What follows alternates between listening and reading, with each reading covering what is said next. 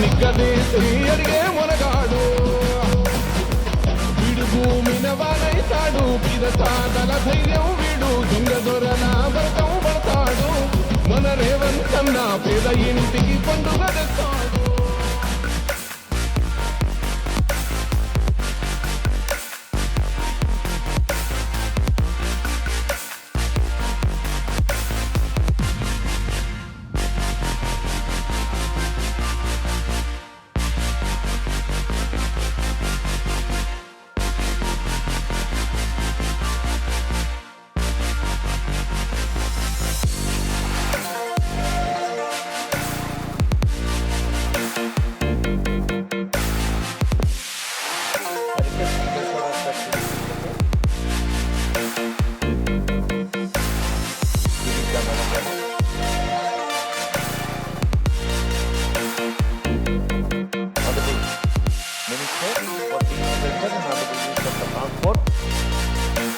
మన బీసీ గారు ఇంజనీరింగ్ కళాశాల ఈ ట్రాన్స్పోర్ట్ ఇంజనీరింగ్ సంబంధించిన ప్రత్యేక సబ్జెక్టు వారు పర్సనల్ కూడా పెట్టాలని చెప్పారు. ట్రాన్స్పోర్ట్ మంత్రి గారు స్వాగతం పలుకుతున్నాం. ప్రొఫెసర్ కిషన్ గారు welcoming on minister of transport and BC welfare. Honourable పెద్దలు హనుమంతరావు గారికి స్వాగతం పలుకుతారు. డి నగేష్ గారు.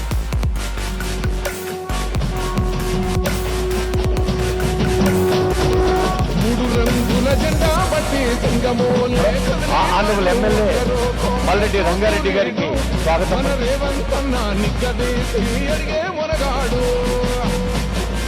వీడు భూమిన వానైతాడు పిదసాదల ధైర్యం వీడు దొంగ దొరల వ్రతం పడతాడు మన రేవంతన్న పేద ఇంటికి పండుగ తెస్తాడు.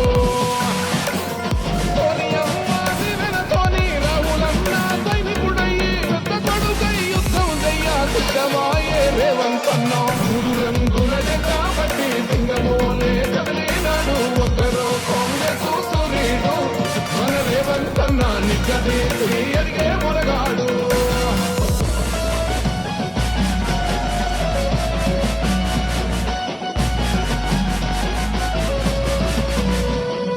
దాడులెన్ని జరిగిన గాని గడవలేదు రేవంతన్న గంతకంతా ఎత్తుకు ఎదిగాడు.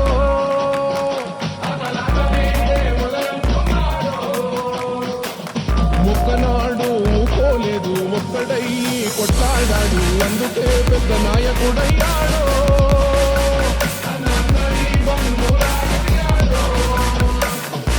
అమరవీరుల త్యాగం చూసి అమ్మ సోనియా తలువతోటి వచ్చిన మన తెలంగాణ రక్షణే చేయమంటున్నాడు.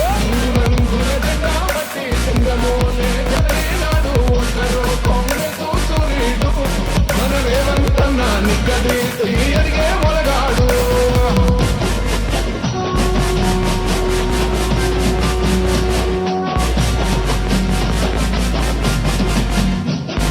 ఓహమంటూ లేనివాడు అందరినీ కలిపేటోడు ఆనాటి రోజులు తెస్తాడు.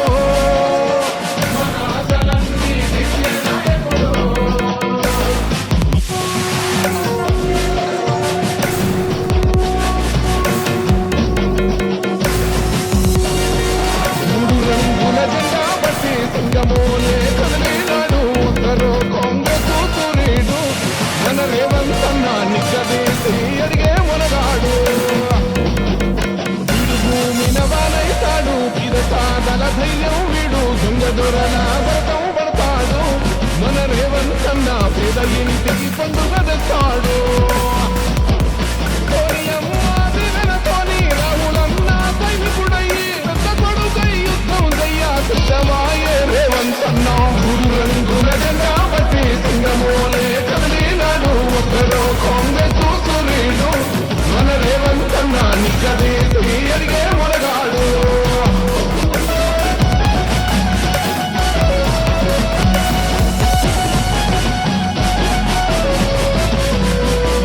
దాడులెన్ని జరిగిన గాని గడవలేదు రేవంతన్న గంతకంతా ఎత్తుకు ఎదిగాడు.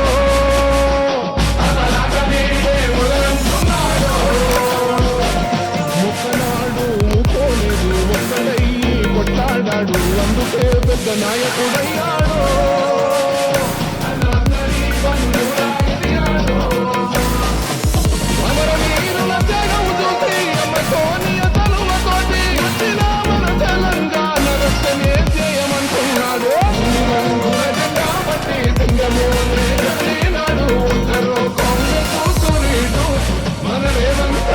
అడిగే మొలగాడు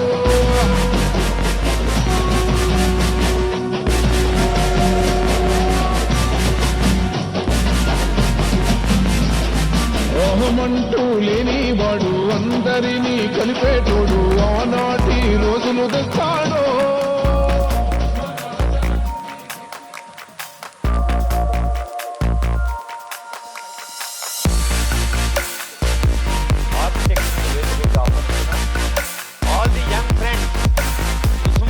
యూనివర్సిటీ అంటేనే ఉద్యమాల అడ్డ, ఉన్నత విద్యలకు గడ్డ, నిత్య చైతన్య పతాక, జాతి గౌరవ గీతిక. ఆగస్టు 25వ తారీఖు ఆనరబుల్ సీఎం గారు వచ్చి మనకు దుందిబి అలాగే భీమా నదులన్నీ ఇక్కడ జ్ఞాన నదులుగా జీవనదులుగా మారుతూ ఉన్నాయి. గంగా, యమున, సరస్వతి, కావేరి, కృష్ణవేణి, మంజీరా, గోదావరి, నవగోదావరి, వాటికి తోడు 2 రాష్ట్రాలు ఉన్నాయి. ఆ రోజు ఎగ్జాంపుల్ సీఎం ఆ రోజు మళ్ళా వస్తాను మాట్లాడుతూ అన్నారు. మరి ఈరోజు ఇంకో ప్రత్యేకత ఏంటంటే యావత్ ప్రపంచం తెలంగాణ వైపు చూసింది. నిన్న మొన్న గ్లోబల్ సమ్మిట్ గ్రాండ్ సక్సెస్ అయింది. ఈ 2 సందర్భాల్లో మనమంతా లేచి నిలబడి ఆనందంగా మన సీఎం గారికి స్వాగతం పలుకుదాం. All of us please give a big hand. Global summit జిందాబాద్ అంటూ ఇప్పుడు అందరూ లేచి నిలబడదాం. నిన్నటి దాకా జయ జయధ్వానాలు తెలంగాణ రాష్ట్ర వ్యాప్తం, గ్లోబల్ సమ్మిట్ తర్వాత జయధ్వానాలు ప్రపంచ వ్యాప్తం. సేమ్ సాంగ్ జయ జయ హే తెలంగాణ.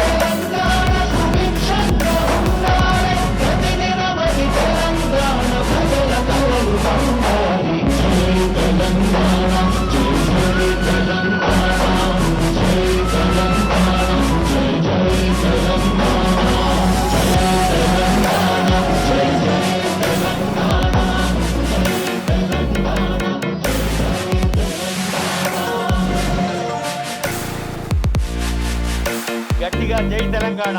ఎన్ని వేల గొంతులు ఎన్నిసార్లు ఇక్కడ తెలంగాణ జయధ్వానాన్ని నిర్వహించాయో అందరికీ హృదయపూర్వక శుభాకాంక్షలు మరోమారు తెలియజేస్తూ సదా వందస్ఫూర్త వదనం, సామాజిక స్పందన సదనం ఆర్ట్స్ కళాశాల ప్రిన్సిపాల్ కార్తిక్ గారి స్వాగతం.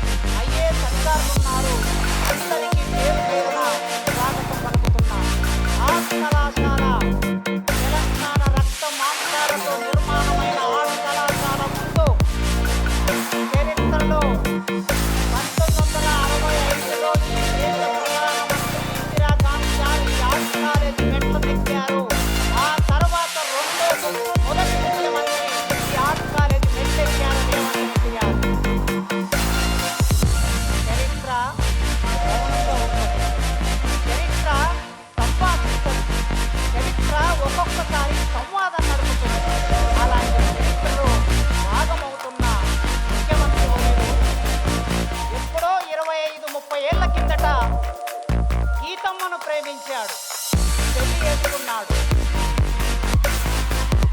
కానీ ఈ మధ్య ఇంకొక అమ్మాయిని ప్రేమించాడు ముఖ్యమంత్రి గారు. విద్య అనే పేరు కలిగిన అమ్మాయిని ప్రేమిస్తున్నాడు. విద్య, వారు ప్రతి ఉపన్యాసంలో విద్య గురించి మాట్లాడుతున్నారు. నిన్న గ్లోబల్ సమ్మిట్ లో కూడా విద్య గురించి మాట్లాడారు. ఆ విద్య అనే అమ్మాయిని ప్రేమిస్తున్నారు. ఆ ప్రేమ వారి గొంతులో ప్రాణం ఉన్నంత వరకు కొనసాగించాలని ఒక టీచర్గా కోరుకుంటున్నాను. మేము ఆగస్టు నెలలో మన విశ్వవిద్యాలయ వైస్ ఛాన్సలర్ గారు కుమార్ గారు నేను కలిసి ఒక అపాయింట్మెంట్ అడిగాం. సాంఘిక సంక్షేమ శాఖ మంత్రి వర్యులు అట్లూరి లక్ష్మణ గారి ఆధ్వర్యంలో మేము ముగ్గురం వెళ్ళి సీఎం గారిని, అన్నా ఒక్కసారి ఉస్మానియా విశ్వవిద్యాలయానికి రండి, అక్కడ ఉన్న సమస్యలు చూడండి, ఆ సమస్యలు పరిష్కరించడానికి ఒక ఆలోచన చేయండి, మీరు కలుసుకుంటే విశ్వవిద్యాలయం రూపురేఖలు మారుతాయని మేము రిక్వెస్ట్ పెట్టగానే ఆయన ఒక మాట అన్నారు. వైస్ ఛాన్సలర్ గారు, మంత్రి గారు, ప్రొఫెసర్ గారు వస్తున్నా మీరు ఏర్పాటు చేసుకోండి అన్నారు. ఇచ్చిన మాట ప్రకారం మేము సభలు పెడితే మా దగ్గరికి వస్తే మేము వారికి ఓట్ చేయించేది లేదు, మేము జెండాలు ఇచ్చేది లేదు, మేము డబ్బులు ఇచ్చేది లేదు. కానీ ఇచ్చిన మాట ప్రకారం వచ్చారు. ఆగస్టు 25వ తారీఖు నాడు మన ట్యాగూర్ ఆడిటోరియంలో జరిగిన అద్భుతమైన సభలో వారు మా ఈసీ గారు వెనక ముందాడారు డబ్బులు అడగడానికి. అయినా వారే చొరవతో 1000 కోట్లు ఉస్మానియా విశ్వవిద్యాలయానికి ప్రకటిస్తున్నా ఆయన మాట ఇచ్చారు. ఈ రోజుల్లో ఇచ్చిన మాట మీద నిలబడే రాజకీయ నాయకులు ఎందరండి? చాలా మంది ముఖ్యమంత్రులు నేను 30 ఏళ్ల కాలంలో విద్యార్థి రాజకీయాల్లో చూస్తూ ఉన్నాను. ఈ ఉస్మానియా విశ్వవిద్యాలయం 100 సంవత్సరాల సందర్భంగా 200 కోట్లు ఇస్తామని చట్టసభలో హామీ ఇచ్చి ఆనాడు 100 ఇయర్స్ వైస్ ఛాన్సలర్ గారు కూడా ఇవాళ అతిథిగా ఇక్కడికి వచ్చారు. మాట ఇచ్చి మాట నిలబెట్టుకోలేదు. కనీసం 30, 40, 60 కోట్లు కూడా ఇచ్చారు. కానీ మొన్న మేము మళ్ళీ వెళ్ళినప్పుడు ఆయన అన్నాడు, 3 నెలల కాలం ఆగస్టు, సెప్టెంబర్, అక్టోబర్లో ఉన్నాం, ఇప్పుడు డిసెంబర్లో ఉన్నాం, 3 నెలల కాలంలో జీవో తీసుకొని మీరందరూ వాట్సాప్ చెక్ చేసుకోండి, 1000 కోట్లకు సంబంధించిన జీవో తీసుకొని ముఖ్యమంత్రి గారు ఇక్కడికి వచ్చారు. ఇచ్చిన మాట నిలబెట్టుకున్న రేవంత్ రెడ్డి గారికి ఒక టీచర్గా, విశ్వవిద్యాలయం ఒకప్పుడు విద్యార్థిగా, ఈ విద్యార్థి లోకం 40,000 మంది ఈ యూనివర్సిటీలో చదువుకుంటున్నారు. మీ అందరి తరపున వారికి వందనాలు తెలియజేస్తున్నా. ఇక మిగిలింది 1000 కోట్లతో అందమైన భవనాలు 24 నెలల్లో వారు అనుకుంటే నిర్మాణం జరుగుతుంది. జీవో ఇచ్చారు కనుక, డబ్బులు వచ్చాయి కనుక 24 నెలల్లో ఇంజనీర్ల పని పూర్తి చేస్తారు. కానీ అన్నా రేవంత్ అన్న, నేను మొదటి నుంచి అన్నా అని పిలవటం నాకు అలవాటు. 20 ఏళ్ళ నుంచి నా జీవనంలో భాగంగా అన్నా అనే సీఎం గారు, అన్నా భవనాలు వచ్చిన తర్వాత ఆ భవనాల్లో నాణ్యమైన విద్యను బోధించే అధ్యాపకులు కావాలన్న మాట. మా దగ్గర 1000 కోట్లు ఖాళీ ఉన్నాయి. ఇప్పటి వరకు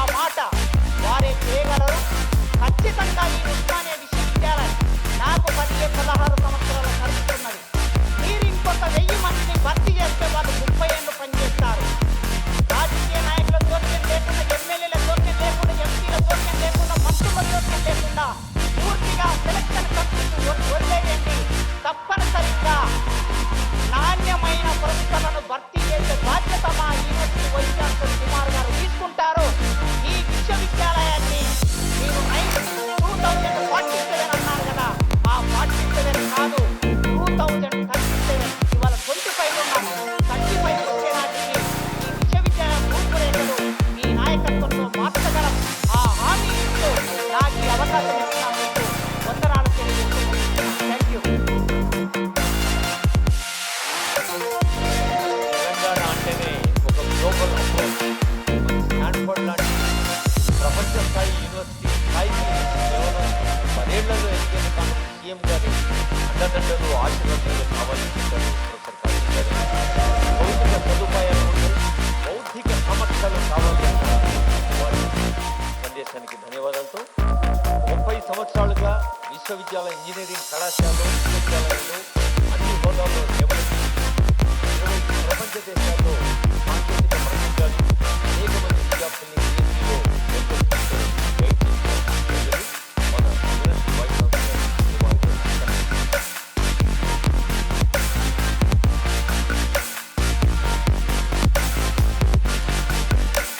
అందరికీ నమస్కారం. ఉస్మానియా విశ్వవిద్యాలయ icon arts college building Telangana రాష్ట్ర అస్తిత్వ చిహ్నం, ప్రత్యేక తెలంగాణ రాష్ట్ర ఉద్యమ కేంద్రం, ఉద్యమాలే కాదు ఉపాధి అవకాశాలకు పుట్ట, 108 ఏళ్ల సుదీర్ఘ తెలంగాణ విద్యా వారసత్వానికి రూపం, ప్రతిష్టాత్మక ఆర్ట్స్ కళాశాల వేదికగా ఉస్మానియా విశ్వవిద్యాలయాన్ని ప్రపంచ స్థాయి విద్యా కేంద్రంగా తీర్చిదిద్దేందుకు సంకల్పం తీసుకున్నారు మన గౌరవ ముఖ్యమంత్రి గారు. విద్యా రంగాన్ని కొత్త పుస్తలు సృష్టించాలని, ప్రపంచంలో ఎక్కడికి వెళ్ళినా మన విద్యార్థులు రాణించాలని, ఓయూ విద్యార్థులు అత్యున్నత స్థాయిని అధిష్టానించాలని నిరంతరం శ్రమిస్తున్న గౌరవ శ్రీ రేవంత్ రెడ్డి గారికి 3,60,000 ఉస్మానియా విద్యార్థుల పక్షాన, 20,000 మంది క్యాంపస్ విద్యార్థుల పక్షాన, లక్షలాది మంది ఓయూ పూర్వ విద్యార్థుల పక్షాన, అధ్యాపకులు, ఉద్యోగుల తరఫున ఘన స్వాగతం పలుకుతున్నాను. ముఖ్యమంత్రి సలహాదారు శ్రీ కేశవరావు గారు, అలాగే వేదికను అలంకరించిన అందరూ మంత్రివర్యులు, పెద్దలు, ఇతర పెద్దలకు అందరికీ కూడా వెల్కమ్ చెప్తున్నారు. అలాగే ఆయా ఫ్యాకల్టీల డీన్స్, ప్రిన్సిపల్స్, విభాగాధిపతులు, బోర్డ్ ఆఫ్ స్టడీస్ చైర్మన్లు, డైరెక్టర్లు, విశ్రాంత అధ్యాపకులు, ఓయూ బోధనేతర సంఘాల ప్రతినిధులు, పూర్వ విద్యార్థులు, అధ్యాపకులు, ఉద్యోగులు, పరిశోధకులు, మీడియా ప్రతినిధులు అందరికీ నా యొక్క నమస్కారం. ఇవాటి ఈ కార్యక్రమానికి హాజరైన ప్రతి ఒక్కరూ ఓ చారిత్రక సందర్భంలో భాగస్వాములు. సుదీర్ఘ విరామం తర్వాత స్వయంగా ప్రభుత్వమే ఉస్మానియా విశ్వవిద్యాలయానికి వచ్చి సమస్యలు పరిష్కరిస్తామని చెప్పడం మనమంతా సంతోషించదగ్గ పరిణామం. కేవలం 6 నెలల వ్యవధిలోనే రాష్ట్ర ముఖ్యమంత్రి గారు రెండవసారి ఓయూ పర్యటిస్తున్నారు. అది కూడా అత్యంత సాదా సీదాగా. గత ఆగస్టు 25న ఠాగూర్ ఆడిటోరియంలో జరిగిన మీటింగ్లోనే ముఖ్యమంత్రి గారు చాలా స్పష్టంగా చెప్పారు, మీకు ఏం కావాలో చెప్పండి. మనం చెప్పిన వాటికి అదనంగా పోటీ ప్రపంచానికి అనుగుణంగా ఓయూ ఎలా ఉండాలో నిర్దేశిస్తున్నారు. వారం వారం స్వయంగా సమీక్ష చేస్తూ ఓయూ కోసం ఏం చేయడానికైనా సిద్ధమే అని సంకేతాలు ఇచ్చారు. అందుకు అనుగుణంగా కమిటీలు ఏర్పాటు చేశారు. కమిటీ సభ్యులు ఐఐటి హైదరాబాద్, ఐఎస్బి సహా ఉత్తమ విద్యా కేంద్రాలన్నింటిని పరిశీలించారు.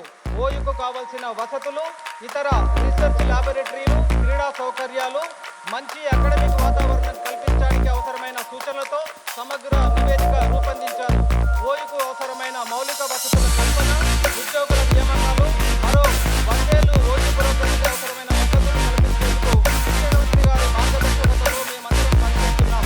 10 కోట్ల నిధులే కాదు, దశ ఉన్న ప్రతి అవసరాన్ని తీరుస్తామని, తెలంగాణ విద్యా వ్యవస్థ బాగు కోసం, విద్యార్థుల భవిష్యత్తు కోసం ఎంతైనా ఖర్చు పెట్టేందుకు సిద్ధంగా ఉన్నామని ముఖ్యమంత్రి గారు పదే పదే చెప్తున్నారు.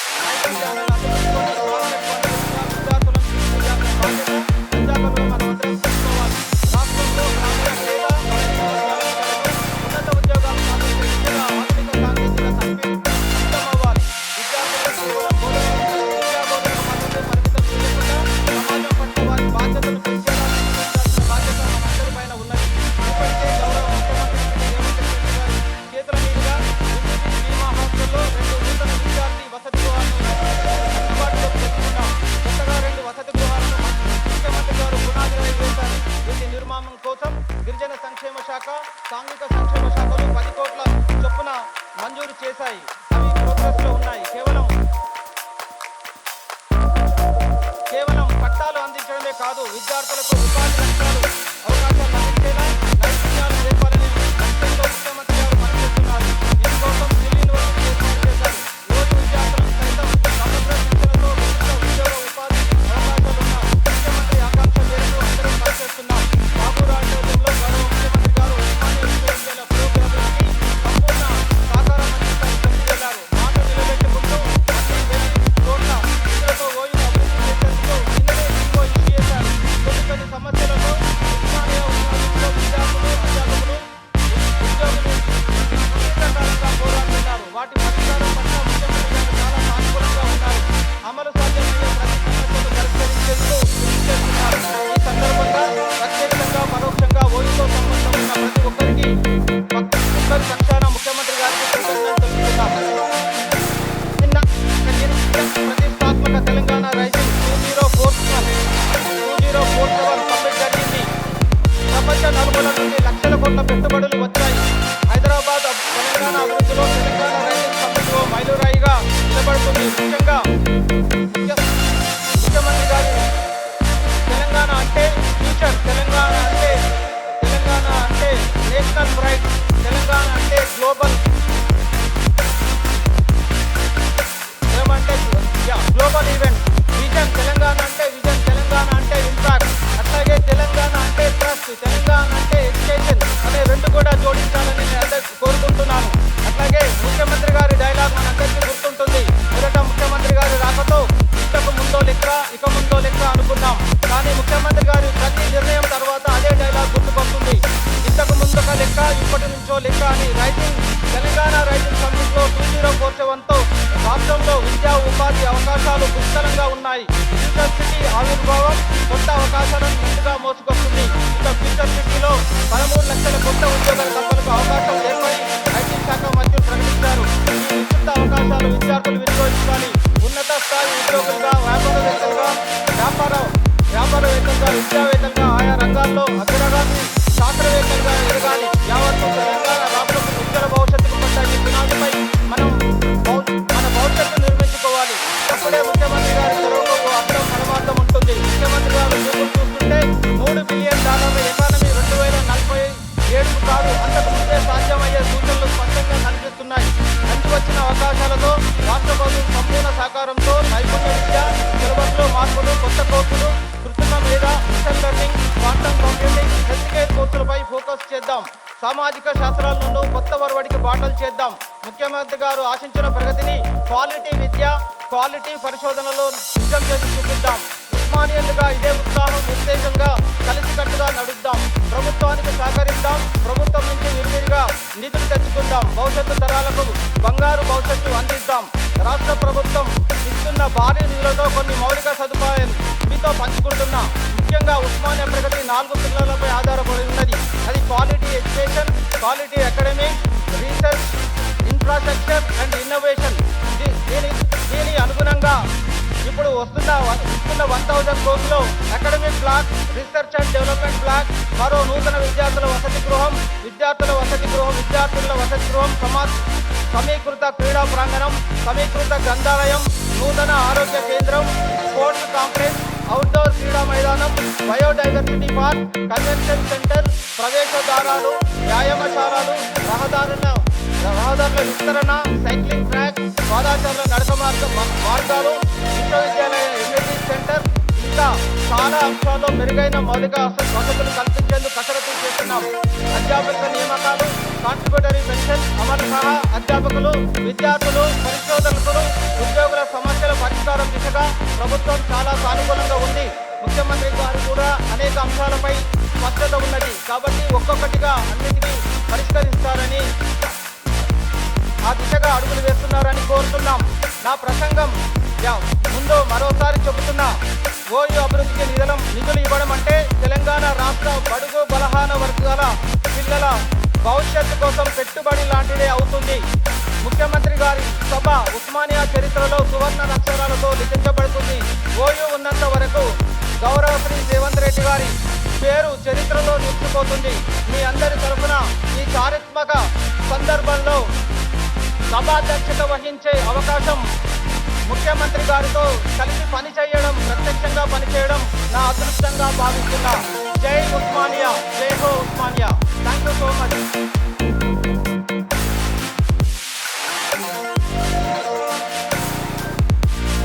ఉస్మానియా విద్యా వాటిక అక్షయ జ్ఞాన వేదిక ఉత్సాహంగా ముందుకు సాగడం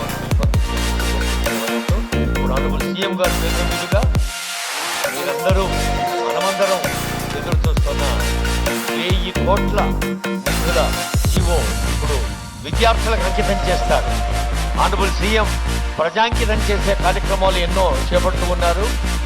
ఆ జీవో, ఆ తర్వాత క్యూఆర్ కోడ్, ఆ తర్వాత 45 లక్షల చెక్ ఓటి north America alumni association Devasena madam గారు, గణపతి రెడ్డి గారు, గంటల చక్రపాణి గారు, ఈ కమిటీలో ఉన్న మెంబర్స్ ప్రొఫెసర్ బీసీ గారితో పాటు గణపతి రెడ్డి గారు, చక్రపాణి గారు, బషారత్ రెడ్డి గారు, బాబురెడ్డి గారు, సుబ్రహ్మణ్యం గారు, సుబ్రహ్మణ్యరావు గారు. క్యూఆర్ కోడ్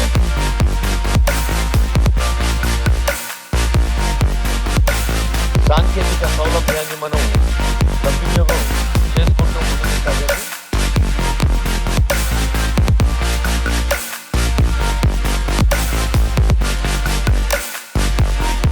ఉస్మానియా విశ్వవిద్యాలయ అలుమ్ని వారు 45 లక్షల రూపాయల చెక్.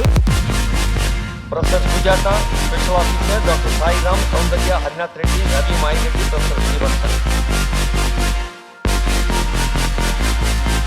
ఇప్పుడు దునియా అంతటా వినిపిస్తుంది AI, artificial intelligence. Honourable CM గారి నోట వినిపిస్తుంది EI, E for education, I for education. అంటే విద్యార్థులు, యువత ఎంత ఉత్సాహంగా ముందుకు సాగాలో మన రైతన్నలు, రైతు మహిళలు కూడా అంతే చల్లగా జీవించాలి. EI తోడుగా C ఫర్ ఎడ్యుకేషన్. హైదరాబాద్ మహానగరమైన, పరిసరాల్లో ఉన్న నగరాలు, పట్టణాలైన, తెలంగాణ నలుమూలల విస్తరించిన పచ్చని పల్లెలైన, చక్కని పర్యావరణంలో తెలంగాణ 4 కోట్ల జనాభా అన్ని వేళలా అందరూ ఆనందంగా ఉండాలి. ఆ ఆనందం మన గ్లోబల్ సమ్మిట్ రెట్టింపు చేసింది. ఆ గ్లోబల్ సమ్మిట్ విజయవంతమైన సందర్భంగా మరోమారు మా విద్యార్థులు, యువకులు తమ ఆనందాన్ని వ్యక్తం చేయవలసిందిగా కోరుతూ ఆనరబుల్ సీఎం గారి సందేశం.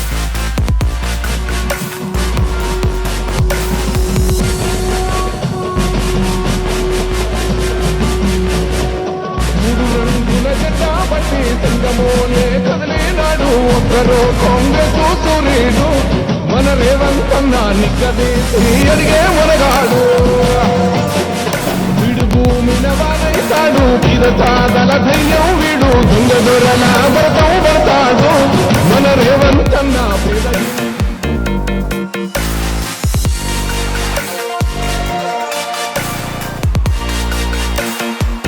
ఉస్మానియా యూనివర్సిటీ యువమిత్రులందరికీ అంతర్జాతీయ మానవత్వ దినోత్సవ శుభాకాంక్షలు. డిసెంబర్ 2025 108 సంవత్సరాల చరిత్ర కలిగిన భారతదేశంలోనే అత్యంత పురాతన యూనివర్సిటీలలో 7వ స్థానాన్ని, దక్షిణ భారతదేశంలో 3వ స్థానాన్ని ప్రాధాన్యతను ఆక్రమించిన ఉస్మానియా యూనివర్సిటీ గొప్ప చరిత్రను పరిగణలోకి తీసుకొని వేలాది మంది ఉస్మానియా యూనివర్సిటీ విద్యార్థులు, యూనివర్సిటీ వైస్ ఛాన్సలర్ గారు, ఆర్ట్స్ కళాశాల ప్రిన్సిపల్ గారు, అధ్యాపక సిబ్బంది, పూర్వపు విద్యార్థులు,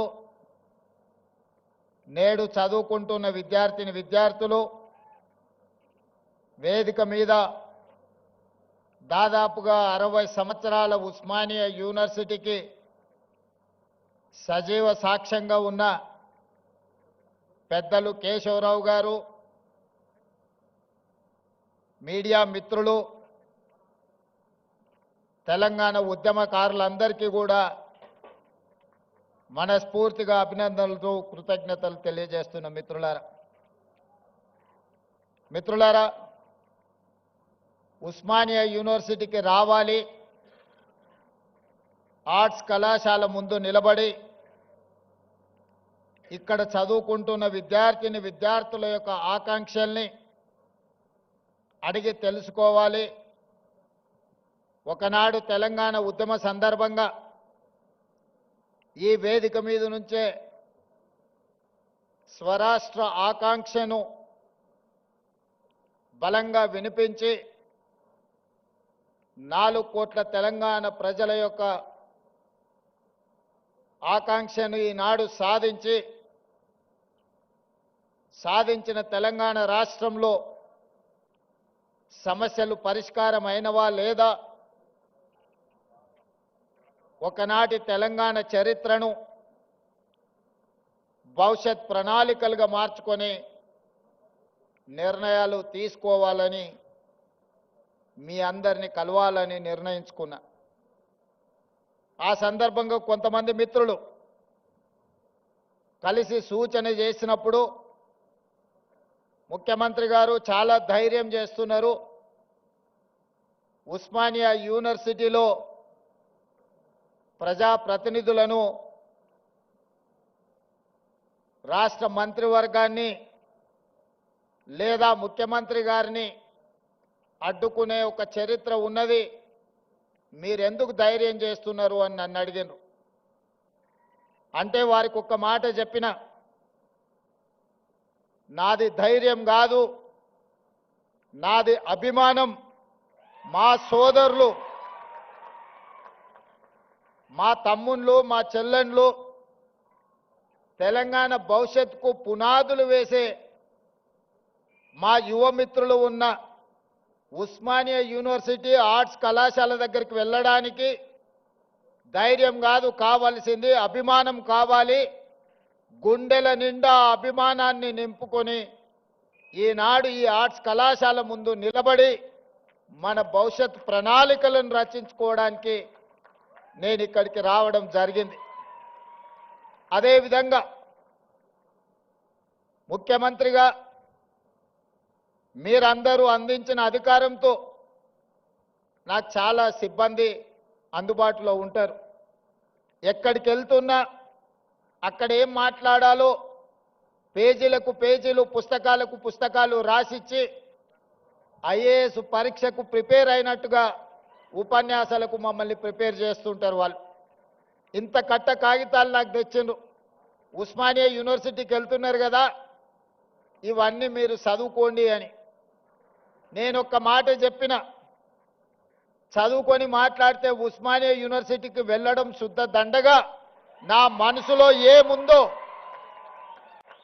నా జీవితంలో 56 సంవత్సరాల అనుభవం, నల్లమల అటవీ ప్రాంతంలో ఉన్న ఒక మారుమూల పల్లె నుంచి, వ్యవసాయ కుటుంబం నుంచి వచ్చిన నేను ప్రభుత్వ పాఠశాలలో చదువుకొని గ్రామీణ వాతావరణంలో పెరిగి గ్రామీణ వాతావరణంలో ఉన్న పేదరికాన్ని, కుల వివక్షను, జాతి వివక్షను, సమస్యలతో కొట్టుమిట్టాడుతున్న వెనుకబడిన ప్రాంతాలలో పెరిగిన వాణ్ణి. నాకు కొత్తగా మీరు రాసిచ్చి, నాకు చదువుపిచ్చి, చదువు నేర్పించి మా తమ్ముళ్ళ మా చెల్లెళ్ళ ముందల మాట్లాడించడానికి ప్రయత్నం చెయ్యకండి.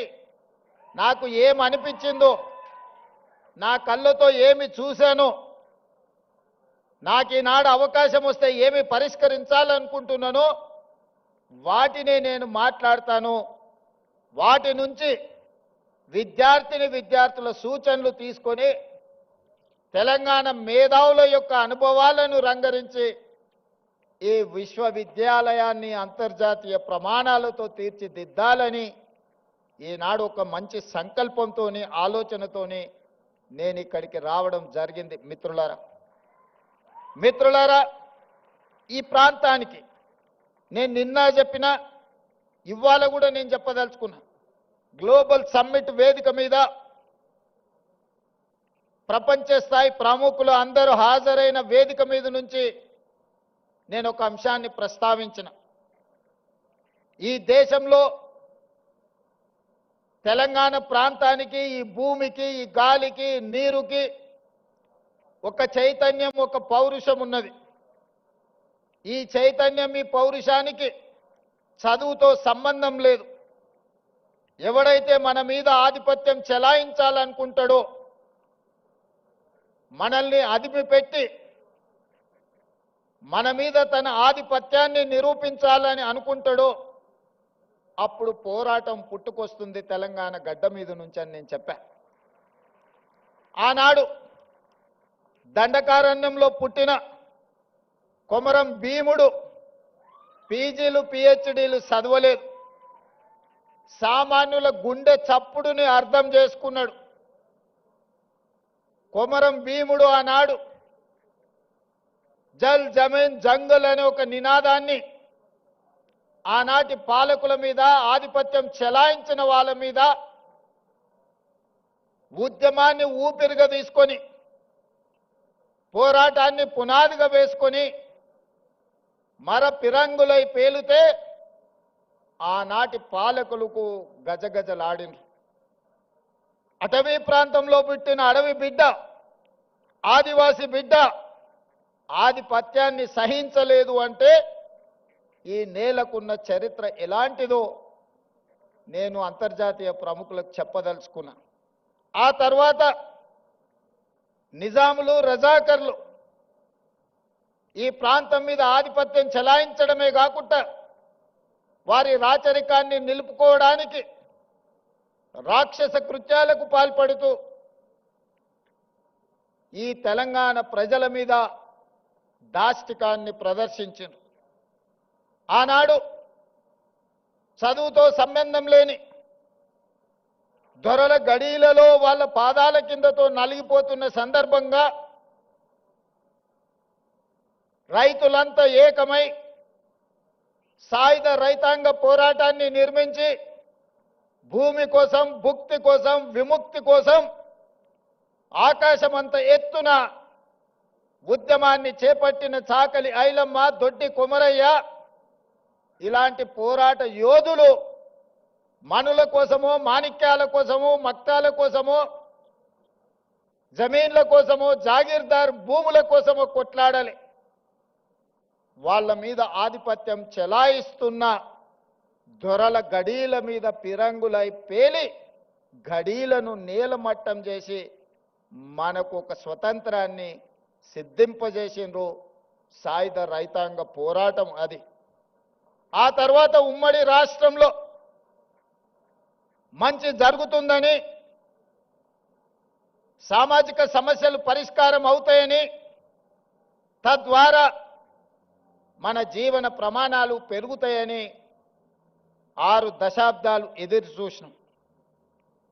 ఆశించిన ఆకాంక్షలు, మన ఆలోచనలు నీరు గారిపోవడంతో ఇక పోరాటమే ఊపిరిగా, ఈ పోరాటం ద్వారా అయినా మన సమస్యలు శాశ్వతంగా పరిష్కారం కావాలి, ఇక దానికోసం నడుము బిగించాలని ఉస్మానియా కాకతీయ యూనివర్సిటీల విద్యార్థులు నడుము బిగించారు. మొదటి దశ తెలంగాణ ఉద్యమం కావచ్చు, మలి దశ తెలంగాణ ఉద్యమం కావచ్చు. మొట్టమొదట దండకారణ్యంలో ఒక విప్లవం పుడితే రెండవసారి నల్గొండ లాంటి జిల్లాలలో, గ్రామాలలో భూమి కోసం, భుక్తి కోసం, విముక్తి కోసం పోరాటాలు పుట్టినాయి. మూడవసారి ఈ ప్రజల గుండె చప్పుడు తెలంగాణకు గుండెకాయ లాంటి ఉస్మానియా యూనివర్సిటీ వేదిక మీద నుంచి ఇక్కడి విద్యార్థులే పోరాటానికి నడుము బిగించి మొదటి దశ తెలంగాణ ఉద్యమాన్ని ముందుకు నడిపించారు. ఆనాడు తెలంగాణ ఉద్యమ సమస్య శాశ్వత పరిష్కారం జరగకపోవడం వల్ల వందలాది మంది ఈ యూనివర్సిటీలో చదువుకున్న విద్యార్థులు అడవి బాట పట్టిర్రు, నక్సల్ బరి ఉద్యమాలను నడిపించారు, అందులో నుంచి పుట్టుకొచ్చిన వాళ్ళే గద్దరన్న లాంటి వాళ్ళు ఎంతోమంది ఈ సమాజానికి దిక్సూచులైన వాళ్ళే కాదు. ఈ ఉస్మానియా యూనివర్సిటీ గొప్ప ఆర్థిక మేధావి పివి నరసింహారావు గారిని, ఉత్తమ పార్లమెంటేరియన్ జైపాల్ రెడ్డి గారిని, పోరాటాలకు స్ఫూర్తినిచ్చిన జార్జ్ రెడ్డిని, ప్రజా యుద్ధ నౌక గద్దరన్నను ఈ యూనివర్సిటీ మనకు ఒక గొప్ప వరంగా ఇచ్చింది. చాలామంది మేధావులు, ప్రపంచంలోనే గుర్తింపు పొందిన జ్ఞానులను ఈ యూనివర్సిటీ మనకు అందించింది. ఈ యూనివర్సిటీ మలిదశ తెలంగాణ ఉద్యమంలో మనల్ని అందరినీ ముందుకు నడిపింది. ఆనాడు ఈ ఉస్మానియా యూనివర్సిటీ గడ్డ మీద నుంచే కాదు, గల్లీలలో, తండాలలో, గూడాలలో, మారుమూల పల్లెల్లో ఎక్కడ ధూమ్ధాం జరిగినా ఆ ధూమ్ధాం వేదికల మీద నుంచి జయ జయ హే తెలంగాణ నాదాన్ని, నినాదాన్ని అందశ్రీ గారు మనకు అందించారు.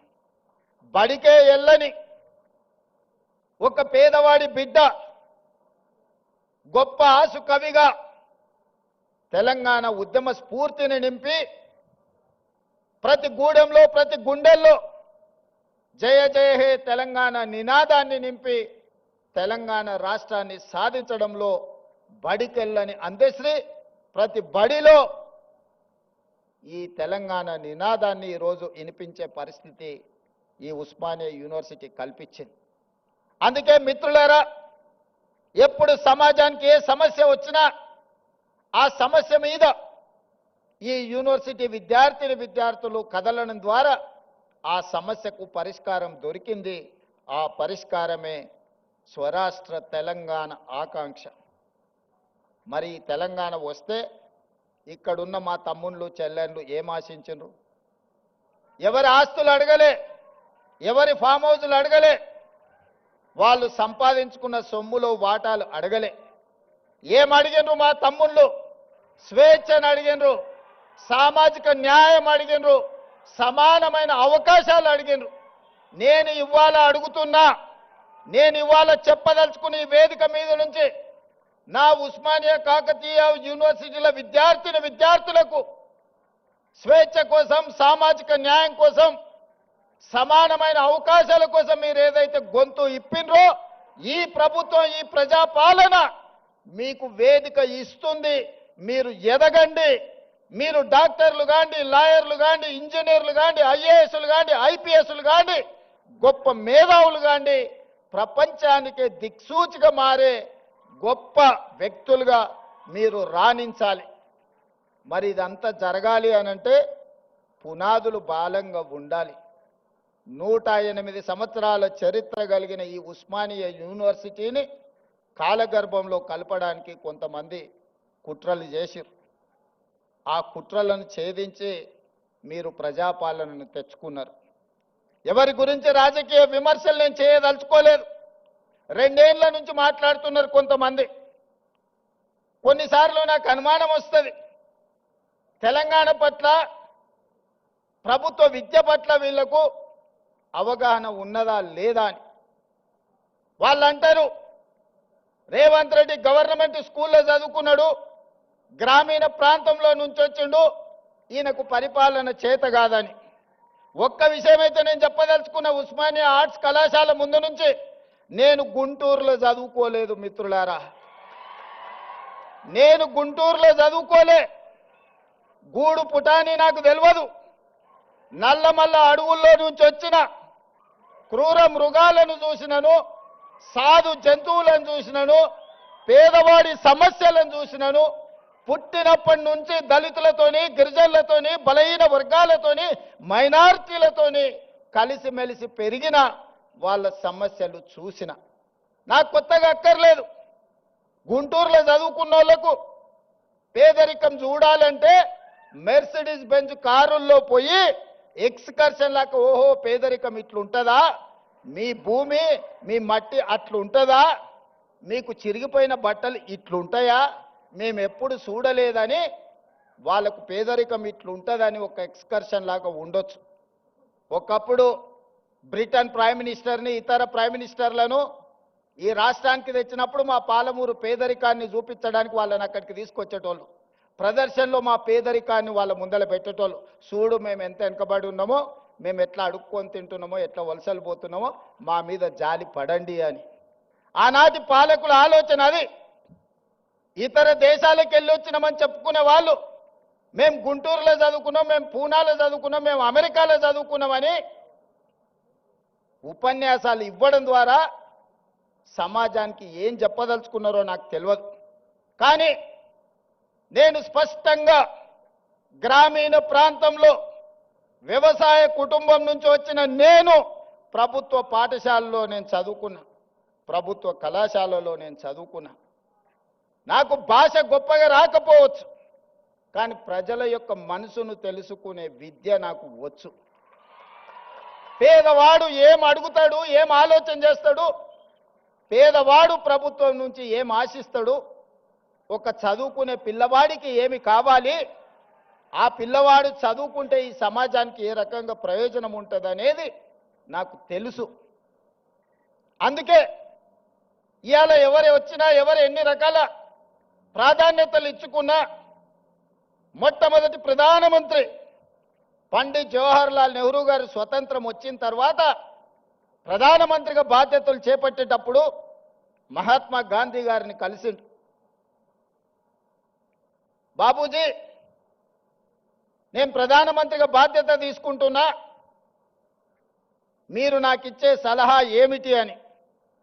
మహాత్మా గాంధీ గారు ఒక మాట చెప్పారు, పరిపాలనలో నువ్వు తీసుకునే నిర్ణయం తీసుకునే ముందు నీ నిర్ణయం పేదవాళ్లకు, నిస్సహాయులకు ఏ విధంగా ఉపయోగపడుతుందో ఆలోచన చేసి నీ కళ్ళ ముందు ఆ పేదవాడిని, నిస్సహాయుని గుర్తు తెచ్చుకున్న తర్వాత నువ్వు నిర్ణయం చెయ్యి, తప్పకుండా పేదలకు, నిస్సహాయులకు అది ప్రయోజనం చేకూరుతుంది అని.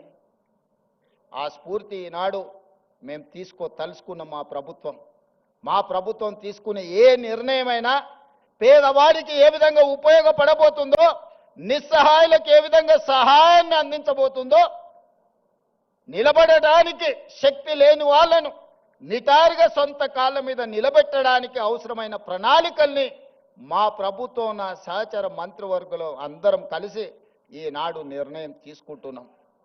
అందులో భాగంగానే ఉస్మానియా యూనివర్సిటీకి ఆగస్టులో వచ్చినప్పుడు నేను చెప్పిన, ఒక ఆయన సవాలు విసిరిండు, శాతనైతే ఆర్ట్స్ కాలేజ్ దగ్గర పోయిరా అని. నేను వాళ్ళలాగా దొంగను కాదు, ఫామ్ హౌజులు కట్టుకోలేదు, గడీల లాంటివి నిర్మించుకోలేదు. ఉన్నదేదో నాకున్నది, నా కష్టంతో, నా శక్తితోని, సమాజంలో గౌరవంతో ఇంత దూరం వచ్చిన. ప్రజలు ఆశీర్వదించారు, ప్రజల అభిమానంతో గుండెల్లో పెట్టి చూసుకున్నారు.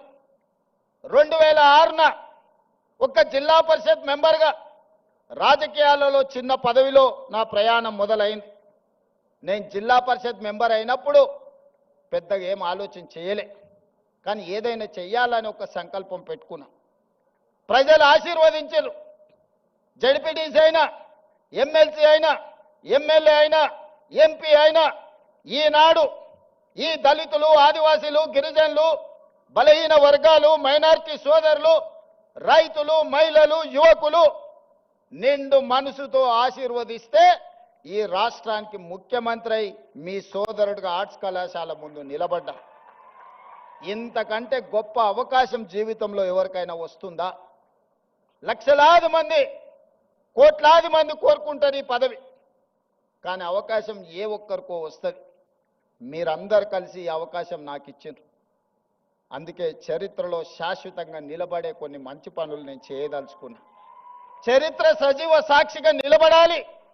చాలా మంది 2 ఏళ్లలో నువ్వేం చేసినవయ్యా, మేం చూడు 10 ఎకరాలలో ముఖ్యమంత్రి బంగళా కట్టుకున్నాం, 25 ఎకరాలలో పాలించనికే సచివాలయం కట్టుకున్నాం. తెలంగాణ ప్రజలే కాదు, ఆలు మొగళ్ళ మధ్యలో కూడా నిఘా పెట్టడానికి కమాండ్ కంట్రోల్ రూమ్ కట్టుకున్నాం. 1,00,000 కోట్లు పెట్టి కాళేశ్వరం కట్టుకున్నాం. మేము చూడు ఎన్ని కట్టినామని ఒక 4 చెప్పిరాలు. వాళ్ళు చేసిన శాన్నే కానీ ఓ 4 ఎప్పుడు చర్చిస్తారు. నేనేం చెప్పినాయా అంటే నేను కూడా 4 చేసిన. తెలంగాణ రాష్ట్రం వచ్చిన తర్వాత ప్రతి బడిలో గుడిలో వినిపించవలసిన జయ జయ హే తెలంగాణని మీరు తొక్కి పెడితే రాష్ట్ర గీతంగా మార్చిన నేను.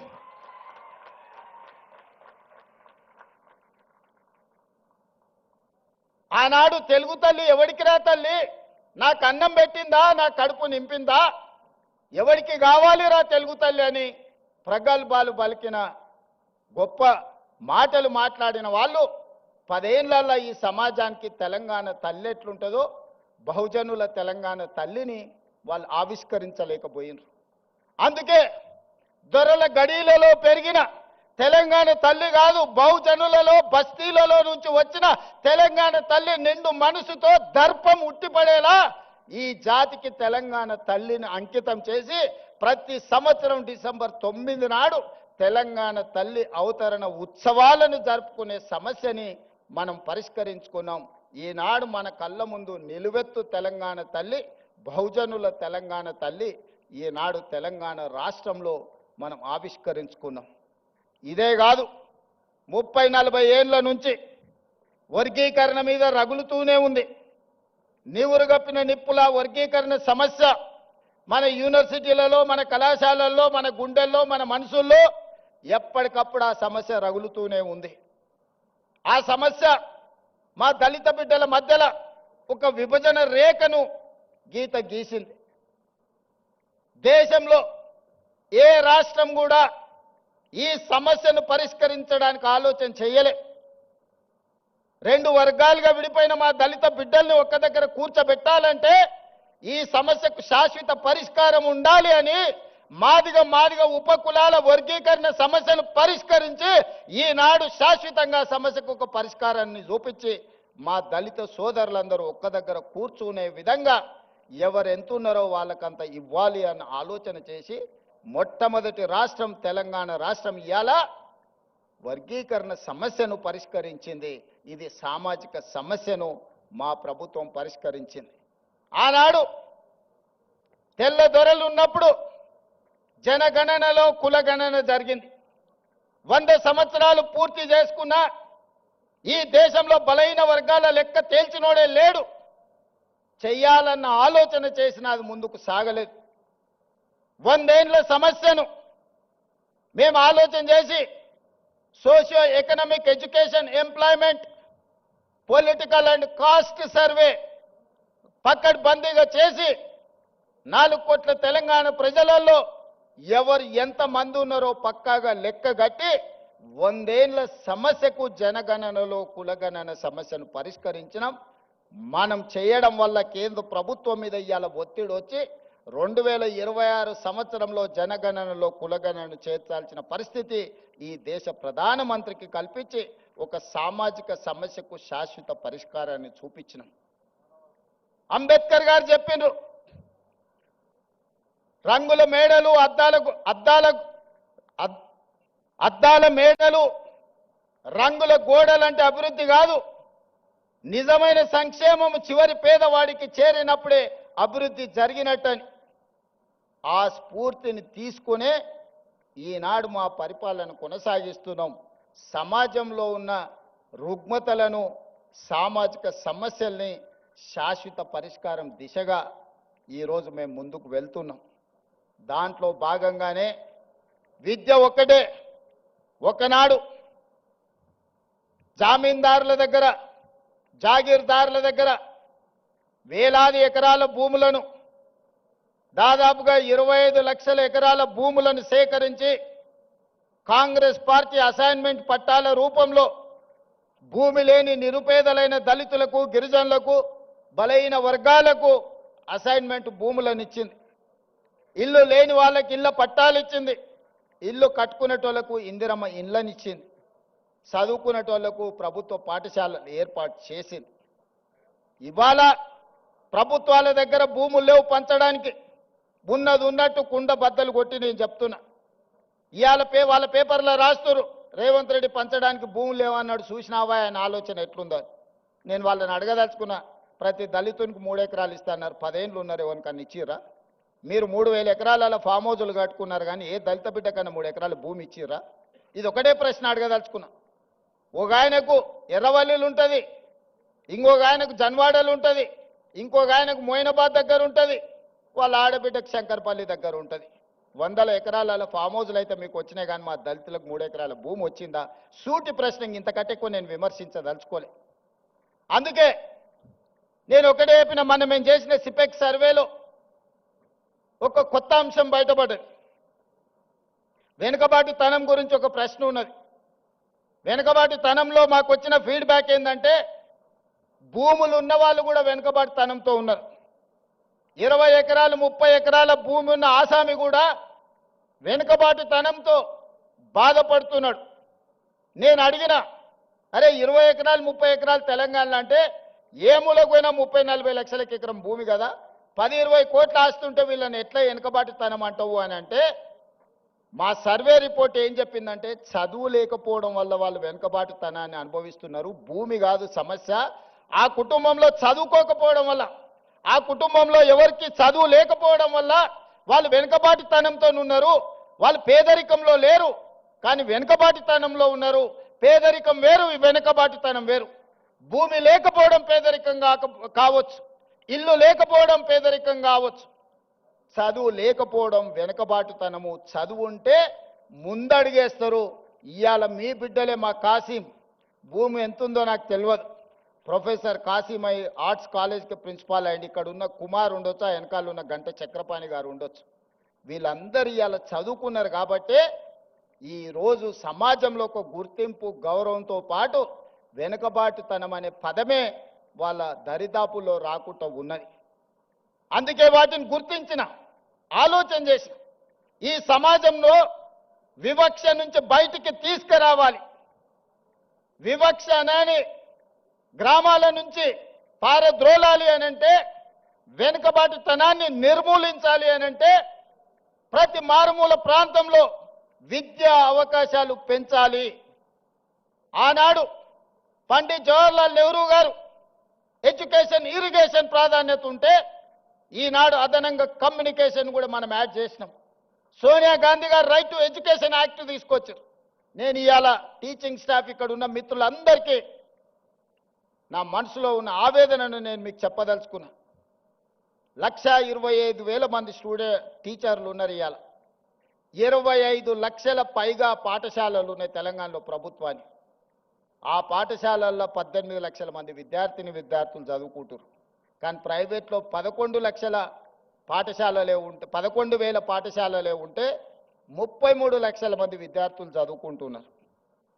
మరి ఎంఏ బిఎడ్ చదువుకున్న ప్రభుత్వ పాఠశాలల్లో టీచర్లుండి 25,000 పైగా పాఠశాలలుంటే, ప్రభుత్వ పాఠశాలలో ఎందుకు విద్యార్థులు తక్కువ ఉన్నారు? టీచర్లు ఉన్న దగ్గర పిల్లలు లేరు, పిల్లలు ఉన్న దగ్గర టీచర్లు లేరు. ఇట్లాంటి సమస్యలు ఎందుకు వస్తున్నాయి అని మేము చూసినాం. విద్య అందుబాటులో ఉంది, కానీ నాణ్యమైన విద్య లేదు. ఈరోజు సమాజానికి విద్య సమస్య కాదు, నాణ్యమైన విద్య సమస్య. ఇవాళ ఇంజనీర్లకు కొదవలేదు, సర్టిఫికెట్లు ఉన్న ఇంజనీర్లు ఉన్నారు, కానీ వాళ్ళకు అవసరమైన నైపుణ్యం లేదు. అందుకే క్వాలిటీ ఎడ్యుకేషన్ స్కిల్స్ ఇవాళ విద్యార్థులకు ఇవ్వాలి అని, నాణ్యమైన విద్య కోసం, సాంకేతిక నైపుణ్యం కోసం ఈరోజు మనము కష్టపడాల్సిన అవసరం ఉన్నది. ఇక్కడున్న టీచింగ్ స్టాఫ్నైనా, ఇక్కడున్న పరిపాలకులైనా నా సూచన ఒక్కటే, విద్య ఒక్కటే మన జీవితాలలో మార్పు తెస్తుంది. విద్య ఒక్కటే మన జీవితాలలో వెలుగును తెస్తుంది. విద్య ఒక్కటే మనల్ని వెనుకబాటుతనాన్ని నుంచి బయటికి తీసుకొస్తుంది. విద్య ఒక్కటే మన ఆత్మ గౌరవాన్ని పెంచుతుంది. విద్య ఒక్కటే మన తల్లిదండ్రుల కళ్ళలో ఆనందాన్ని, వెలుగులను నింపుతుంది. ఆ విద్య, నాణ్యమైన విద్య, సాంకేతిక నైపుణ్యంతో కూడుకున్న, శిక్షణతో కూడుకున్న సాంకేతిక నైపుణ్యాన్ని ఇవ్వాలనుకున్నాం.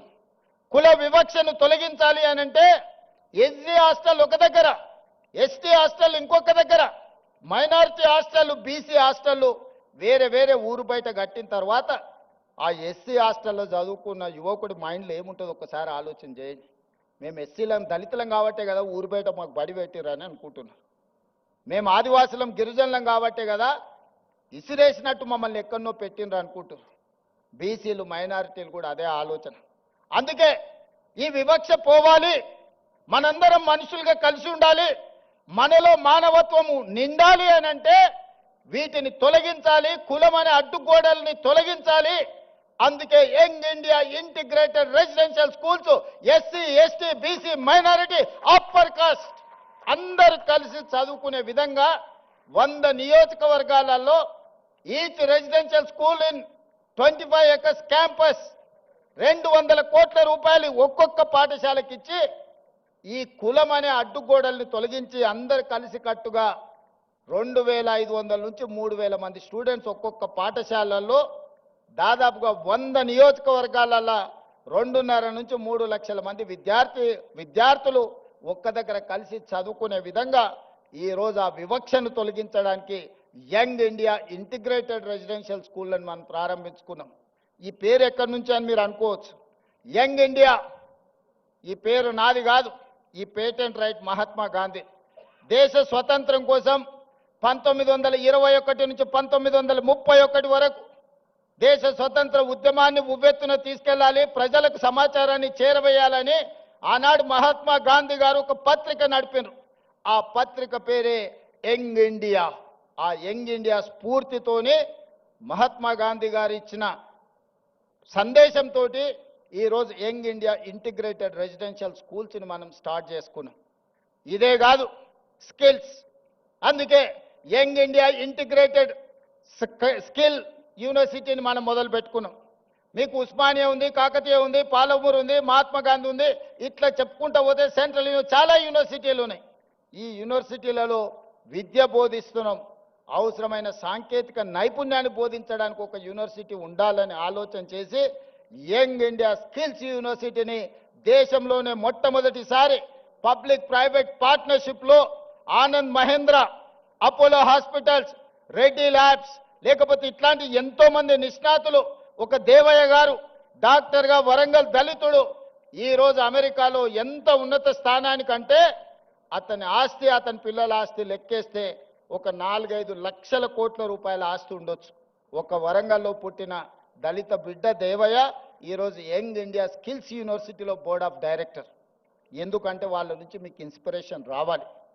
వాళ్ళు మీ మంచి భవిష్యత్తు కోసం ప్రతి సంవత్సరం 1,10,000 మంది ఇంజనీరింగ్ గ్రాడ్యుయేట్స్ తెలంగాణ రాష్ట్రం నుంచి పాస్ అవుతారు. వాళ్ళ తల్లిదండ్రులు గ్రామాలలో ఉండే, అయ్యా మా పిల్లగాడు ఇంజనీరింగ్ చదువుకున్నాడు, పెద్ద నౌకరీ అయ్యా, నువ్వు ముఖ్యమంత్రి అని వస్తుంటారు కొడంగల్ నుంచి. వాడిని పిలిచి అప్లికేషన్ పెట్టుకోరంటే వానికి రాయనికి వస్తలేదు. వేరే పని చేసేటోనికి పని ఇప్పించుడు నాకు అలకగా ఉన్నది. ఇంజనీరింగ్ చదివిండి అంటే ఇప్పించుడు చాలా కష్టంగా ఉన్నది. ఇది నేను కొంచెం బాధతో చెప్తున్నా. సర్టిఫికెట్ అయితే వచ్చింది కానీ సాంకేతిక నైపుణ్యం లేదు. అందుకే యంగ్ ఇండియా స్కిల్స్ యూనివర్సిటీ ప్రారంభించి ఆ పిల్లలకు శిక్షణ నైపుణ్యాన్ని ఇచ్చి వాళ్ళని ప్రయోజకులను చెయ్యాలి. ఈరోజు సమాజంలో డిమాండ్ ఉంది కానీ సప్లైలో ఉన్నారు కానీ సమానమైన నైపుణ్యం లేదు. అందుకే యంగ్ ఇండియా స్కిల్స్ యూనివర్సిటీని ప్రారంభించినాం. ఒలింపిక్స్లో మీరు చూస్తున్నారు, చిన్న చిన్న దేశాలు ఎన్నెన్నో గోల్డ్ మెడల్స్ తెస్తున్నాయి. మన దేశానికి ఎప్పుడు అందులోకి పోయేటానికి కూడా వస్తలేదు.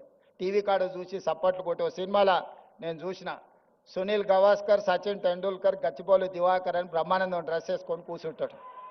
చెప్తుంటాడు, సునీల్ గవాస్కర్, సచిన్ టెండూల్కర్ నన్ను తొక్కేసిండ్రు, అందుకే నేను ఇక్కడ డ్రెస్ వేసుకొని క్రికెట్ ఆడతానని టీవీ ముందర అందరిని కూర్చోబెట్టి డ్రెస్ వేసుకొని అందరికీ గొప్పలు చెప్పుకుంటుంటాడు. నేను కూడా గచ్చిబౌలి దివాకర్నని.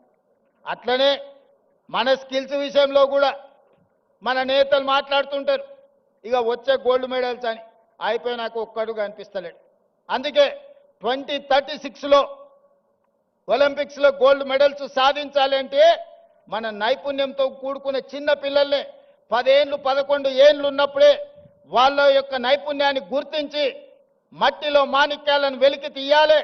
10-12 ఏళ్ళు శిక్షణ ఇస్తే కానీ ఒలింపిక్స్లో ఒక గోల్డ్ మెడల్ సాధించలేడు. అందుకే వాటి కోసం ఈనాడు యంగ్ ఇండియా స్పోర్ట్స్ యూనివర్సిటీని మనం ప్రారంభించుకున్నాం. దీంట్లో గొప్ప గొప్ప క్రీడాకారులను తీసుకున్నాం. ఈరోజు అభినవ్ బింద్రా, అదేవిధంగా Kapil Dev football all India captain, ఇట్లాంటి వాళ్ళందరూ ఆ స్పోర్ట్స్ బోర్డులో ఉన్నారు. Ravikant Reddy India volleyball captain, Arjun award మన తెలంగాణ బిడ్డ కూడా అందులో ఉన్నారు. మరి వాళ్ళకు అవసరమైన పెట్టుబడులు పెట్టడానికి కావ్య మారన్ అపోలో బోర్డు సంబంధించిన వాళ్ళు వీళ్ళందరినీ కూడా వాళ్ళకు అవసరమైన ఆర్థికంగా ఆదుకోవడానికి పెద్ద పెద్ద వాళ్ళని ఈరోజు ఒక స్పోర్ట్స్ యూనివర్సిటీని ఈరోజు ప్రారంభించుకున్నాం. తొందరలోనే 10-12 ఏళ్ళు ఎస్సీ ఎస్టీ బీసీ రెసిడెన్షియల్ స్కూళ్ళలో చదువుకునే పిల్లల్లో ఉండే క్రీడా నైపుణ్యాన్ని గుర్తించి వాళ్ళని తీసుకొచ్చి యూనివర్సిటీలో శిక్షణ ఇచ్చి 2036లో తెలంగాణ నుంచి ఒలింపిక్స్లో గోల్డ్ మెడల్ సాధించడానికి ఈరోజు ప్రణాళికలు సిద్ధం చేస్తున్నాం. ఇవన్నీ తెలంగాణలో ఉన్న వెనుకబడిన వర్గాల కోసం, పేదరికంలో మగ్గిపోతున్న మా మిత్రుల కోసం ఆలోచన చేస్తున్నాం. డబ్బులు ఉన్న వాళ్ళు ఎక్కడికైనా పోయి చదువుకుంటారు. వాళ్ళు స్టాన్ఫర్డ్, ఆక్స్ఫర్డ్, లండన్ ఎకనామిక్స్ ఎక్కడికైనా స్కూల్ ఆఫ్ ఎకనామిక్స్లో ఎక్కడో పోయి చదువుకుంటారు. వాళ్ళ గురించి నేను ఆలోచన చేయాల్సిన పని లేదు. అక్కడికి పోలేని వాళ్ళను, అక్కడికి ఎదగాలనుకుంటున్న వాళ్ళకు కూడా మరి ఏమైనా చెయ్యాలి కదా. అందులో భాగంగానే మిత్రులారా ఈ ఉస్మానియా యూనివర్సిటీని వేదిక చేసుకోదలుచుకున్నా. 1000 కోట్లు అనేది పెద్ద విషయం కాదు. నేను డబ్బుల రూపంలో చూడట్లేదు, ఖర్చు రూపంలో చూడడం లేదు. ఇది నా భవిష్యత్ తరాల కోసం పెట్టుబడిగా చూస్తున్నా. ఈ పెట్టుబడి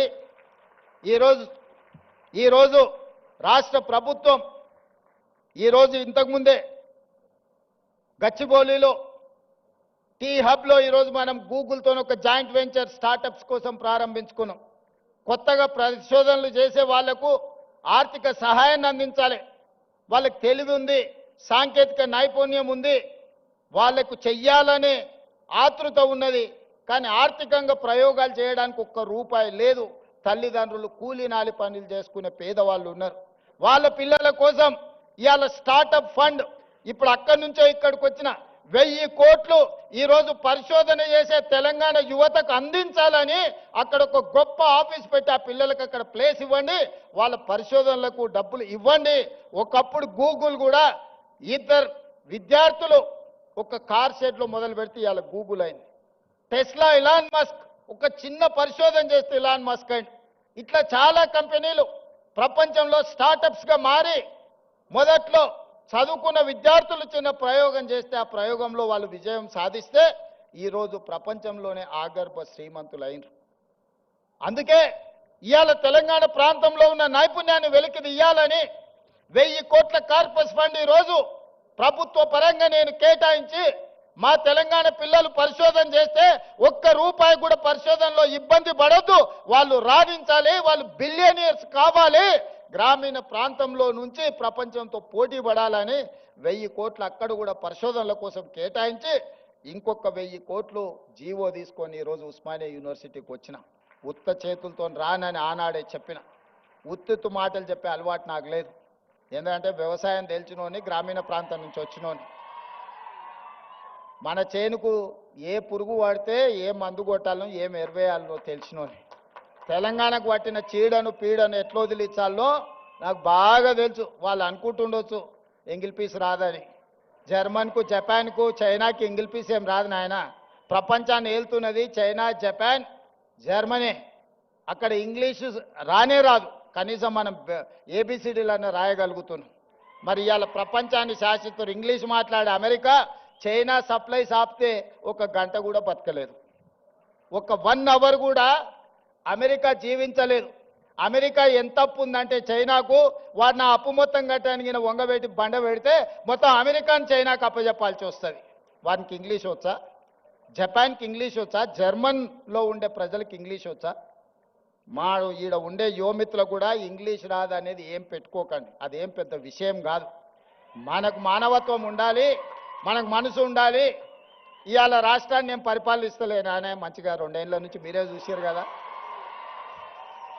కావాలంటే 10 మంది ఇంగ్లీష్ వచ్చిన వాళ్ళని ఉద్యోగస్తులను పెట్టుకుంటే మాట్లాడవా అని చెప్పొచ్చు ఒకరి తర్వాత ఒకరిని. మా తమ్ముళ్ళకు, మా చెల్లెళ్ళకి నేను అదే చెప్పదలుచుకున్నా. మీరు ఆత్మస్థైర్యాన్ని కోల్పోకండి. భాష అనేది ఒక కమ్యూనికేషన్ మాత్రమే, అది నాలెడ్జ్ కాదు. నాలెడ్జ్ వేరు, కమ్యూనికేషన్ వేరు. మనకు నాలెడ్జ్ ఉంది, మన కమిట్మెంట్ ఉంది, మన కన్విక్షన్ ఉంది. ఈ నాలెడ్జ్, ఈ కమిట్మెంట్, ఈ కన్విక్షన్ దేశంలో, ప్రపంచంలో ఏ స్థాయికైనా ఎదగడానికి ఉపయోగపడుతుంది. మీరందరు కష్టపడండి. 2 ఏళ్లలో ఉస్మానియా యూనివర్సిటీకి కావాల్సిన అన్ని సమస్యలు నేను పరిష్కరిస్తా. టీచింగ్ స్టాఫ్ గురించి కూడా ప్రొఫెసర్ కాసిం గారు అదేవిధంగా వైస్ ఛాన్సలర్ గారు చెప్పినారు. మీకే స్వేచ్ఛనిస్తున్నాం, కమిటీ వేసినాం, నియామకాలు ఏ విధంగా చేసుకోవాలనో మీకు అటానమస్గా మీకే ఇస్తున్నాం. మా ఇన్వాల్వ్మెంట్ ఉండదు. మీకు ఎవరైనా మంత్రులు, ఎంపీలో, ఎమ్మెల్యేలో ఫోన్ చేస్తే నాకు చెప్పరు. మీకు ఏదైనా పైరవి పట్టుకొని ఎవరైనా వస్తే నాకు చెప్పండి. వాళ్ళు ఉద్యోగాలు ఇప్పించుడు కాదు, పైరవి పట్టుకొని వచ్చిన వాళ్ళ ఉద్యోగాలు ఊడదీసే బాధ్యత నాది. నేను చెప్పను. ఈ వేదిక మీద నుంచి ఆర్ట్స్ కాలేజ్ ముందే మీకు మాటిస్తాను. మీరెవరు వైస్ ఛాన్సలర్లు అయిన వాళ్ళు మీకు కూడా తెలియదు మీరు వైస్ ఛాన్సలర్లు అవుతారు. అవునా కుమార్? ప్రొఫెసర్ కుమార్ గారు మీరు చెప్పి మీకు తెలుసా ఆర్ట్స్ కాలేజ్ అవుతారు అని టీవీలో చూసుకున్నారు కదా. గంటా చక్రపాణి గారు ఇక్కడనే ఉన్నారు. వాళ్ళు వైస్ ఛాన్సలర్లు అయింది కూడా వాళ్ళ టాలెంట్ను చూసి, వాళ్ళ కమిట్మెంట్ను చూసి వాళ్ళైతే వీటిని సరిదిద్దుతారని ప్రభుత్వం వాళ్ళని వీసీలుగా నియమించింది. వాళ్ళ యొక్క శక్తి, వాళ్ళ యొక్క సామర్థ్యం, వాళ్ళకున్న ఆలోచన ఇవన్నీ వాళ్ళని వీసీలను చేసింది. రేపు కూడా ఇదే విధానాన్ని మీరు అవలంబించండి. నో పొలిటికల్ ఆబ్లిగేషన్, నో పైరవి. ఎవరిని కూడా ఎంత వారున్నా కూర్చోబెట్టి కాఫీ ఇప్పించండి. మా ఎంపీలో, ఎమ్మెల్యేలో, మంత్రులు వస్తే మర్యాద ఇవ్వండి, మర్యాదలో లోపం చేయకండి. ఛాయ్ తాగిపించండి, మధ్యాహ్నం వస్తే ఇంత భోజనం పెట్టండి, కానీ ఓ టీచర్ ఉద్యోగం మాత్రం ఇవ్వకండి. ఒక టీచర్ ఉద్యోగం పైరవికారుడికి ఇస్తే రాబోయే 35 ఏళ్ళు 8,000 మంది పిల్లల భవిష్యత్తు వాళ్ళు చెడగొడతారా? ఆ అధికారం మీకు లేదు, నాకు లేదు. పిల్లల జీవితాలతో చెలగాటమాడే అధికారం మీకు లేదు, నాకు లేదు. చదువు చెప్పి పిల్లల సమస్యల్ని పరిష్కరించి వాళ్ళని తెలంగాణ సమాజంలో ప్రయోజకులను చేసే వాళ్ళను మీరు సిబ్బందిగా నియమించుకోండి. మీకు కావాల్సిన సహకారాన్ని అందించే బాధ్యత నాది. ఈ ఉస్మానియా యూనివర్సిటీ తెలంగాణకు గుండెకాయ. గుండెకు జబ్బొస్తే మనిషి పోతాడు. తెలంగాణలో కూడా ఉస్మానియా యూనివర్సిటీకి సమస్య వస్తే ఆ తెలంగాణ సమాజానికే తీరని నష్టం తీసుకొస్తుంది. తప్పకుండా ఈ ఉస్మానియా యూనివర్సిటీ వేదికగా మా ప్రభుత్వం వైపు నుంచి మీకు చెప్పదలుచుకున్న, మీకు స్వేచ్ఛ ఉంది, సామాజిక న్యాయం జరుగుతుంది, సమానమైన అవకాశాలు ఇస్తాం.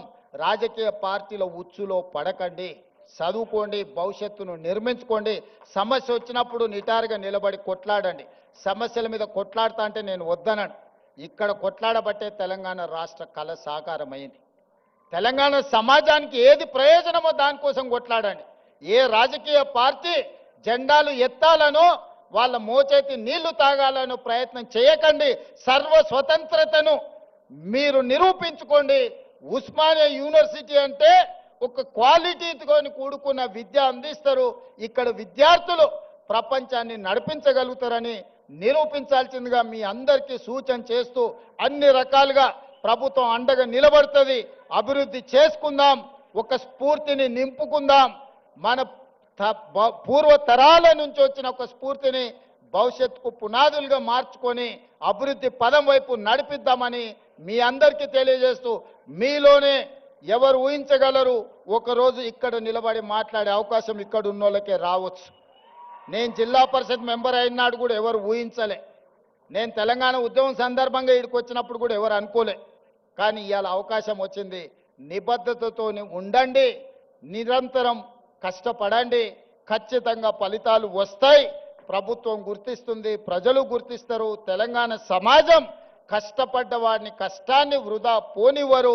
తెలంగాణ సమాజం మిమ్మల్ని గుండెల్లో పెట్టి చూసుకుంటుంది. మీ తల్లిదండ్రుల కళ్ళల్లో ఆనందం చూడడానికి కష్టపడి డాక్టర్లు, లాయర్లు, ఇంజనీర్లు, ఐఏఎస్లు, ఐపీఎస్లు కావాలి. అదే నా కోరిక.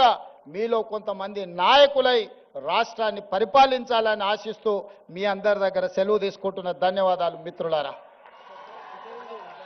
ఎక్కడైనా ఒక ముఖ్యమంత్రి గారు ఈరోజు ఉస్మానియా యూనివర్సిటీని ఏ విధంగా నిర్మించుకోవాలనో 3 అంతర్జాతీయ స్థాయి ఆర్కిటెక్ట్స్తోని ఈరోజు డిజైన్స్ చేసి మీ ముందల్నే పెట్టినాం. మీరు చూడండి, దాన్ని ఏ విధంగా అభివృద్ధి చేసుకోవాలనో, ఇంకా ఏమైనా అందులో పొందుపరచాలన్నా మీ ఆలోచనలను తీసుకొని నిర్మాణం పనులు ఈ నెలాఖరికి నిర్ణయం తీసుకుంటాం. దయచేసి ఇక్కడికి వచ్చిన మేధావులు కానీ విద్యార్థులు కానీ ఒక్కసారి ఆ 3 కన్సల్టెంట్స్ ఏదైతే ఇచ్చిండ్రో ప్రణాళికల్ని మీరు పరిశీలించి ఖచ్చితమైన నిర్ణయం తీసుకొని ఇవ్వండి. మంచిగా ఉస్మానియా యూనివర్సిటీని అభివృద్ధి చేసుకుందామని తెలియజేస్తూ మీ అందరి దగ్గర సెలవు తీసుకుంటున్నా.